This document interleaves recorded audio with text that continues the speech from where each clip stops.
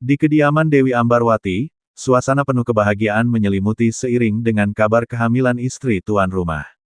Sang suami, dalam kegembiraannya, senantiasa menjaga dan menemani istrinya, sementara Dewi Ambarwati memilih untuk berlatih sendirian. Tanpa disadari olehnya, pasangan itu memperhatikan dari kejauhan, terpukau oleh dedikasi Ambarwati dalam latihannya. Tapi, yang pingsan tadi, Hong, itu masalah keseimbangan saja. Sebentar lagi juga baik. Melan, kamu senang, Sam Hong? bahagia sekali.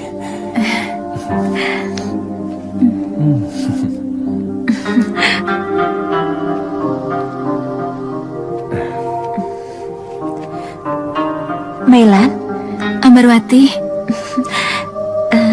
selamat ya. Terima kasih. Kamu adalah calon bapak, Sam Hong. Kalau ini, kakek Namfu. Wah, bakal rame ini. Bakal ada yang oek-oek. Iya. Nanti aku yang gendong. Iya, tapi kamu harus ambil sendiri toh.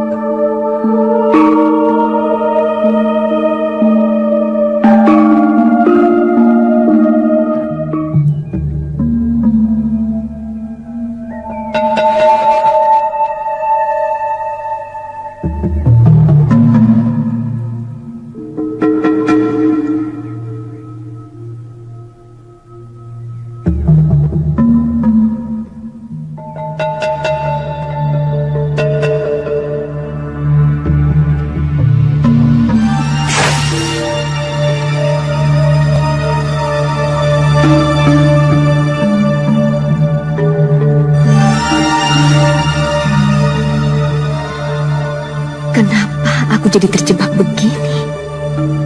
Bagaimana aku bisa menyelidiki keberadaan Tumenggung yang aku cari?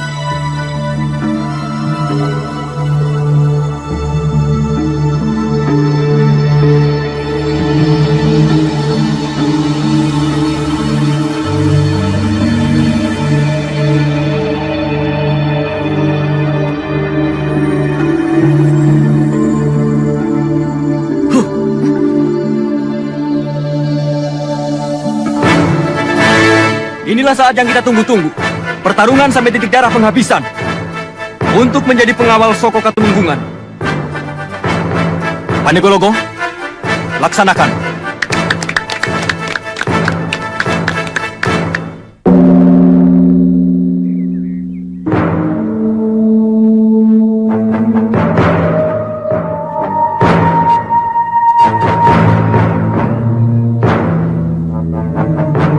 Mundur semua!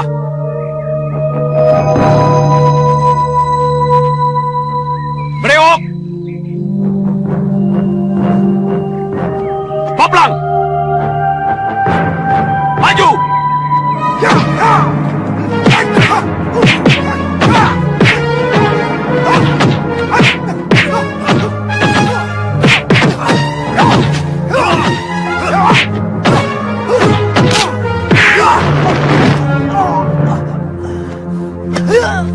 Peserta selanjutnya, Raja Gajah, Kumis, mulai!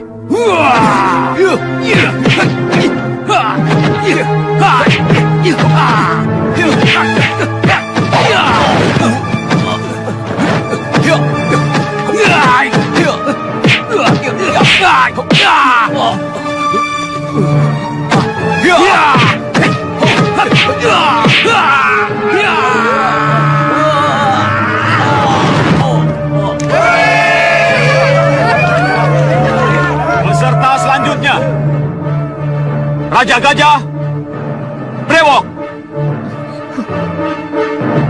maju!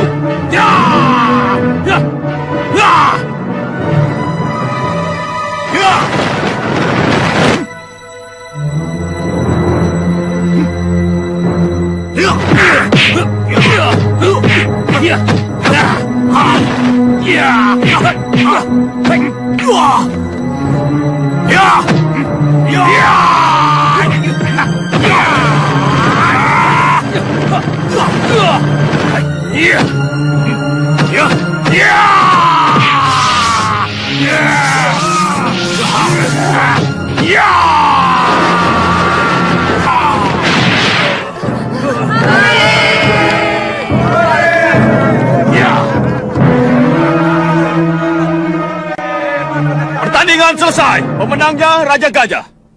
Tunggu dulu. Apa ini? Kenapa saya tidak diikutkan? Aku ngeman kamu. Kamu telah masuk ke tempat yang salah. Sementara itu, adegan berpindah ke tempat Tumenggung.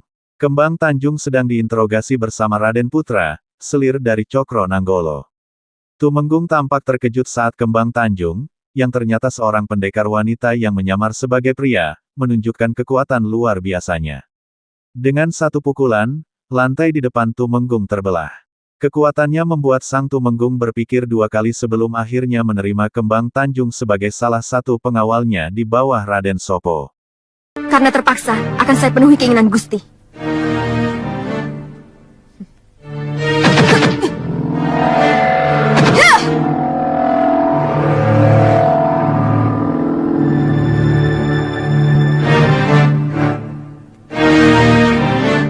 Sudah. Apa yang sudah kamu lakukan? Maaf Gusti Tumenggung. Pergi dari sini baik-baik. Atau ku tendang kamu. Maaf Kanjeng. Jangan berdiri.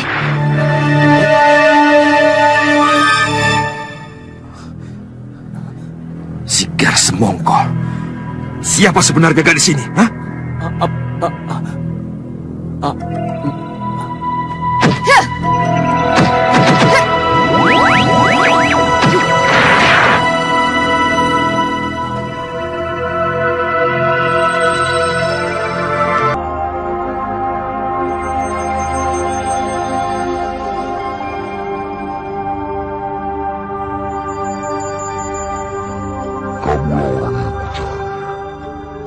kamu diterima.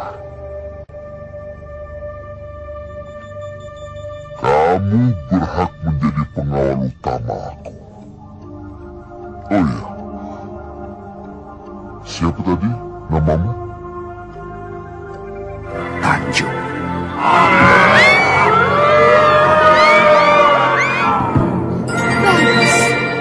Bagus. Ratu Setro Gondomayit itu telah benar-benar memperlihatkan karyanya. Mengagumkan.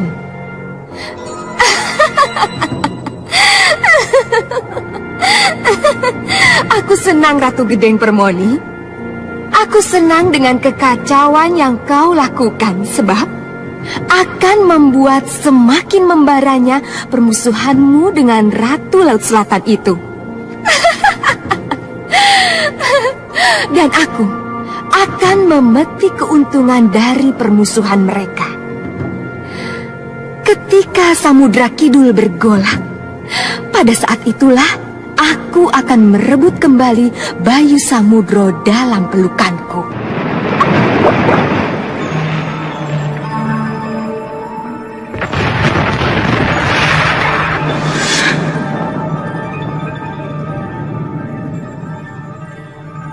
Mohon maaf, Nyi Ratu. Sumber getaran berasal dari keringinan, Nyi Ratu. Keringinan? Ada apa dengan keringinan? Apa yang terjadi di sana? Mohon maaf, Kanjeng Ratu. Kami tak bisa melihat. Karena asap itu dibuat dengan sengaja untuk menghalangi pemandangan. Mungkin Koco Benggolo bisa menembus dan bisa melaporkan Kanjeng Ratu. Koco Benggolo? Koco Benggolo? Maaf, Kanjeng Ratu. Maaf kalau laporan hamba terlambat. Perlihatkan padaku. Maaf, Kanjeng Ratu. Yang tertinggal hanya sisa-sisa bencana. Tidak ada lagi selain itu.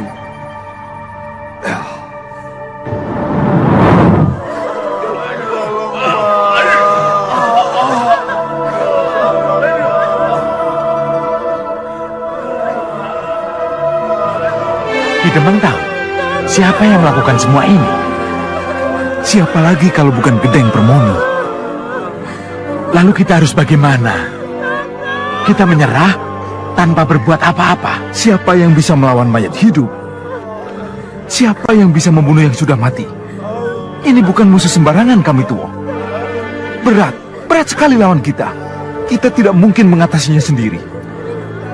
Saya tidak mengerti bagaimana harus kita hadapi makhluk seperti itu. Semalam mereka porak-porandakan 5 desa, dan malam ini mereka akan kembali lagi. Aku tidak bisa menolong kalian. Akan menjadi bencana lebih besar kalau aku ikut campur. Tetapi di alammu ada Bayu Samudro. Minta tolonglah pada dia. Desa kalian tidak berjauhan.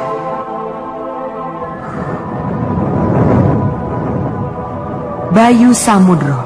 Ayo, ingat dan sebut nama itu.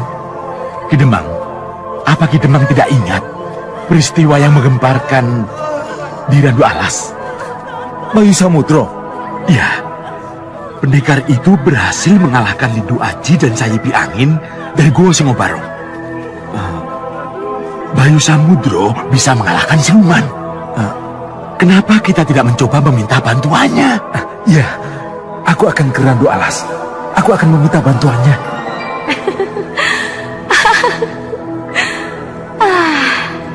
Akhirnya, Bayu Samudro harus terlibat juga. Mohon ampun, kenapa Nyi Ratu tertawa? Melibatkan Bayu Samudro berarti mengguncang hati Ratu Kidul. Dan mengguncang hati Ratu Kidul sama dengan artinya mengguncang samudranya. Saya tidak mengerti kemana arah Nyi Ratu bicara. Lihat saja. Kalau sampai Bayu Samudro terlibat dan terluka, Ratu Kidul pasti akan marah. Dan kemarahan Ratu Kidul sama dengan perang besar antara Laut Kidul dengan Setro Gondomayit. Iya, Nyi Ratu. Apa aku tidak boleh tertawa melihat keadaan yang akan kacau balau begini?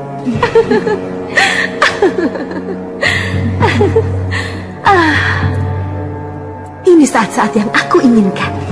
Saat-saat yang aku tunggu-tunggu, Pudaksari. di saat suasana keruh, Brangah beraksi.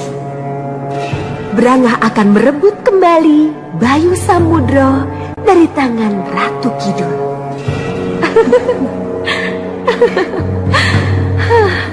Perang. Peranglah hei kalian dua ratu.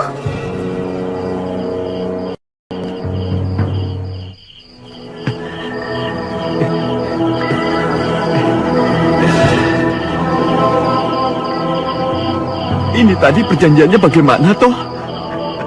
Kok semuanya pergi? Ki Demang pergi. Perjanjian kok aneh. Nunggu mayat hidup. Mayat mati saja takut. Mayat hidup. Mayat hidup. Merinding ah.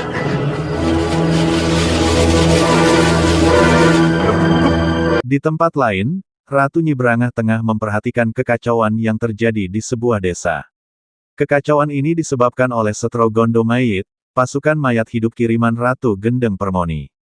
Nyai Roro Kidul pun turut mengamati perkembangan situasi tersebut. Namun, yang menjadi sorotan adalah sosok Bayu Samudro, yang akhirnya berhasil mengalahkan pasukan mayat hidup itu. Nyi Brangah merasa kecewa, karena ia gagal menyaksikan pertarungan antara dua ratu besar.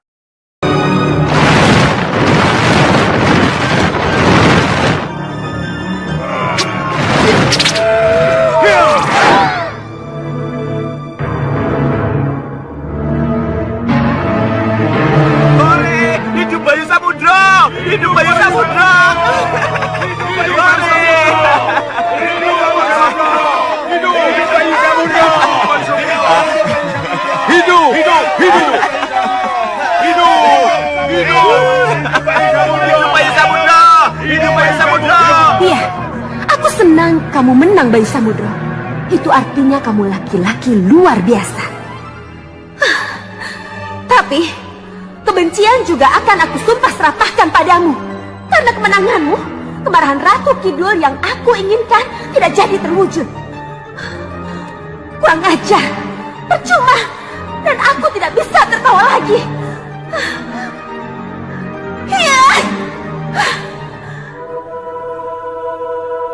Bayu telah melakukan tugasnya dengan baik. Cukup, Koco Benggolo. Terima kasih. Kembang Tanjung. Kembang Tanjung nama yang manis sekali. Sebuah nama yang mungkin akan merubah jalannya seluruh rencana kita. Kenapa ibu berkata begitu? Nanda Raden Sombo. Dengan diangkatnya Kembang Tanjung sebagai pengawal Soko Tumenggung, apakah bukan berarti munculnya Yudo Turonggo baru di Katemenggungan? Pengawal Soko Tumenggung itu kan masih di bawah pengawasan saya, Bu. Ya, tapi pengawal Soko Tumenggung akan selalu berada dekat dengan yang harus dikawalnya. Sedekat apapun dia, Kembang Tanjung tetap cuma sebagai pengawal, Bu. Dia bukan apa-apa. Jangan bilang begitu. Nanda Raden akan sangat terkejut kalau saja Nanda Raden tahu bahwa malam ini Romo Temunggung akan mengadakan pertemuan khusus dengan pengawalnya itu. Pertemuan khusus? Ya, Tanpa saya ketahui? ya.